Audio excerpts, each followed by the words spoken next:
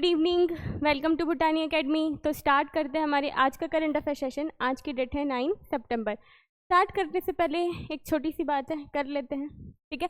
हमारी भूटानी एकेडमी लेकर आई है यूपीएससी, सीजीपीएससी और व्यापम के कोर्सेस, ठीक है। फुल सिलेबस कवरेज है, ठीक। आपको हमारी क्लासेस हाइब्रिड मोड में मिलेगी, मतलब online offline plus recorded. Classes bilingual होती है, हिंदी और इंग्लिश दोनों मीडियम में। आपको सारी क्लासेस के पीडीएफ नोट्स भी दिए जाएंगे। एवरी सैटरडे क्लास टेस्ट होता है, ठीक। उसके अलावा आपको टेस्ट सीरीज भी दिलाई जाएगी और करवाई जाएगी, ठीक है। तो एक बार भूटानी एकेडमी आइए, डेमो लीजिए और देखिए क्लासेस को, ठीक है। और मौका मिले तो ज्वाइन भी करिए। चलिए देखते हैं करंट अफेयर फिर। फर्स्ट क्वेश्चन से स्टार्ट करते हैं।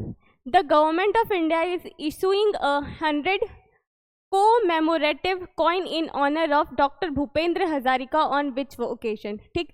तो अभी ना गवर्नमेंट ऑफ इंडिया ने, ठीक, क्या करा है, 100 रुपीज़ का एक कोमेमोरेटिव कॉइन रिलीज करा है। कोमेमोरेटिव कॉइन क्या होता है, मतलब हम लोग किसी की याद में, ठीक, उस सिक्के को लॉन्च करते हैं, ठीक है। तो उस सिक्के को ना हम लोग ऐसे लीगल ट्रेडर्स में यूज़ नहीं करते, मतलब जो हमारी जो लेन देन है या फिर बिजनेस है उसमें हम लोग क्या इस कॉइन का यूज़ नहीं करते हैं। इस कॉइन की पे जो लिखा है ना 100 रुपीज़, इसकी वैल्यू 100 रुपीज़ से ज़्यादा होती है।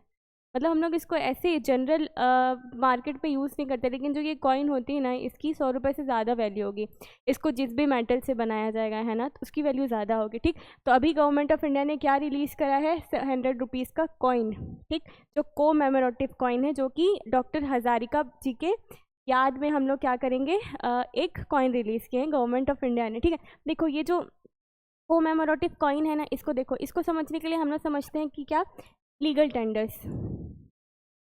लीगल टेंडर्स क्या होता है, देखो लीगल टेंडर वो होता है जिसमें कि कोई भी आदमी या फिर कोई भी कंपनी, कोई भी शॉप, ठीक, उस लीगल टेंडर को लेने से मना नहीं कर सकता। जैसे कि 5 रुपये का नोट, 10 रुपये का नोट, 200 रुपये का नोट, कोई भी लीगल टेंडर, कोई भी इंडिविजुअल पर्सन या फिर कोई भी कंपनी इस चीज़ को लेने से मना नहीं कर सकता। ये क्या कहलाते हैं, लीगल टेंडर्स कहलाते हैं, ठीक है।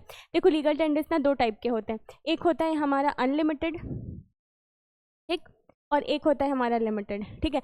देखो लिमिटेड में क्या आता है कि जो 50 पैसे होते हैं ना, 50 पैसे की कॉइन्स, वो 10 रुपये से ज़्यादा हम यूज़ में नहीं ला सकते, मतलब किसी को 10 रुपये से ज़्यादा के हम 50 पैसे के सिक्का नहीं दे सकते। लेकिन जो अनलिमिटेड है, अनलिमिटेड में हमारे 10, 20, 50, 100, 200, 500 ऐसे के नोट आते हैं। आप कितने भी बड़े से बड़े रकम का भुगतान क्या इन 10 रुपये के नोट को भी 5000 में बना के दे सकते हैं, 200 को भी 5000 रुपये के लिए यूज़ कर सकते हैं। मतलब बड़े से बड़े रकम को देने के लिए आप क्या करेंगे, इन जो करेंसीज हैं उनका यूज़ कर सकते हैं, ठीक। ये क्या कहलाते हैं, हमारे लीगल टेंडर्स कहलाते हैं, ठीक है। जैसे चेक और क्रेडिट कार्ड हमारे लीगल टेंडर्स नहीं होते हैं। चेक को लेने से एक बार कोई इंसान मना कर सकता है कि नहीं मैं चेक से पेमेंट नहीं लूँगा या फिर क्रेडिट कार्ड से पेमेंट नहीं लूँगा, ठीक। लेकिन वो 100, 200, 10, 20, 50 के नोट को लेने से मना नहीं कर सकता, है ना। तो ये क्या कहलाती है, ये सारे लीगल टेंडर्स के अंदर आते हैं, ठीक है।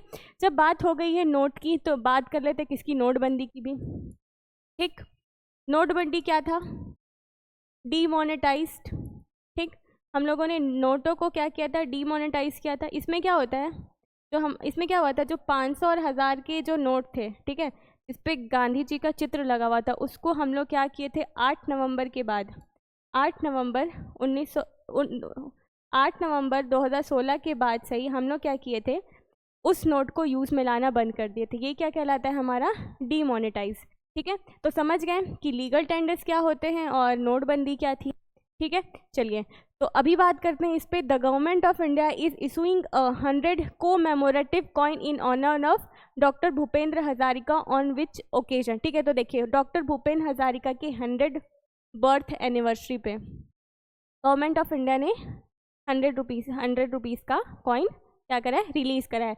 डॉक्टर भूपेंद्र हजारिका जी असम के हैं, ठीक। ये एक सिंगर हैं, ठीक, बहुत जाने माने सिंगर हैं। इन्होंने बहुत सारी मूवीज़ वगैरह में गाने दिए हैं, ठीक है। भूपेंद्र हजारिका जी को 2019 में भारत रत्न भी मिल चुका है, ठीक है। क्या मिल चुका है, भारत रत्न मिल चुका है। तो इस क्वेश्चन का आंसर क्या हो जाएगा, ही इज़ 100 बर्थ एनिवर्सरी। ठीक है, चलिए नेक्स्ट देखते हैं। Who was the French Prime Minister who recently resigned in September 2025? ठीक है, फ्रेंच के कौन से प्राइम मिनिस्टर ने अभी फिलहाल में ही क्या किया है, रिजाइन कर दिया। तो वो किया है किसने, फ्रांकवा बायरो ने। ठीक, जो फ्रांकवा बायरो हैं वो फ्रेंच के पीएम है। एक्चुअली हुआ कहते हैं कि इनके पार्लियामेंट में ये लोग अपना कॉन्फिडेंस पास नहीं कर पाए थे। ठीक है, मतलब ये लोग बहुमत सिद्ध नहीं कर पाए कि हमारी जो पार्टी है उसमें क्या है, एकता है। ठीक, तो क्या हुआ, इन्होंने रिज़ाइन दे दिया, किससे, अपनी पीएम की पोस्ट से। ठीक है, ये कौन सी पार्टी से थे, ये थे डेमोक्रेटिक मूवमेंट। इनकी पार्टी का क्या नाम है, डेमोक्रेटिक मूवमेंट। ठीक है, क्या नाम है, डेमोक्रेटिक मूवमेंट। चलिए नेक्स्ट देखते हैं। What is the birth range for generation G. ठीक है, अभी हम लोग बहुत ही सुनते आ रहे हैं जेन जी, मिलेनियन, जेन जी, अल्फा, है ना। तो ये लोग है क्या, तो देखो जो जेन जी हैं 1997 से लेकर 2012 तक के बीच में बच्चे जन्मे, जितने भी बच्चे या फिर जितने भी लोग हैं वो क्या कहलाते हैं, जेन जी कहलाते हैं। ठीक, इसके पहले वाले क्या कहलाते हैं, मिलेनियन। ठीक, और 2012 से लेकर 2024 तक के बीच में जिन जिन लोगों का बर्थ हुआ है वो लोग क्या कहलाते हैं, जी अल्फ़ा। ठीक, इनको हम ना टेक्नोलॉजी के हिसाब से समझ सकते हैं कि देखो जो जेनजी वाले हैं ना 1997 से 2012 तक के लोग, ऐसा बोलते हैं कि लोग टेक्नोलॉजी के साथ ही जन्मे हैं। ठीक, क्योंकि हमसे जो पहले वाली पीढ़ी है, ठीक, वो अपने डेली यूज़ में इतने ज़्यादा टेक्नोलॉजी का यूज़ नहीं करती थी, है ना। हम लोग तो अब हर चीज़ के लिए टेक्नोलॉजी का यूज़ करने लगे हैं। तो इनको कहते हैं कि ये टेक्नोलॉजी का यूज़ अच्छे से करना जानते हैं। हमसे पहले वाली जो जनरेशन थी वो टेक्नोलॉजी का कम यूज़ करती थी। ठीक है, तो जेनजी टेक्नोलॉजी का अच्छा खासा यूज़ कर लेती है। ठीक है, उसके बाद आते हैं कौन, जेनजी अल्फ़ा पे। कौन, जेनजी अल्फ़ा।